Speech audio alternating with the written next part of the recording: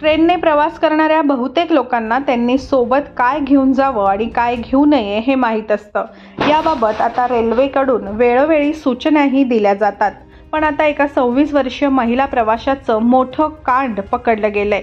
ती इलेक्ट्रिक किटलीमध्ये असं काही घेऊन जात होती की पाहताच पोलीसही शॉक झाले।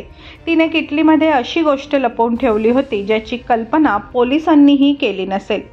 समरीन अख्तर नावाची ही महिला मूळची पश्चिम बंगालची असून ती सध्या बंगलोरमध्ये राहत होती। पोलिसांनी दिलेल्या माहितीनुसार समरीन काही दिवसांपूर्वी दिल्लीत आली होती। इथून काही सामान घेऊन तिला केरळला पोहोचायचं होतं। तिच्याकडे सुटकेस आणि बॅग होती। ती सामानासह ट्रेनच्या स्लीपर कोचमध्ये चढली आणि एर्नाकुलम जिल्ह्यातील अलुवा येथे पोहोचली। रेल्वे स्टेशनवर उतरल्यानंतर ती वेटिंग रूममध्ये गेली। पोलिसांनी तपास सुरू केला तेव्हा या महिलेलाही धक्का बसला।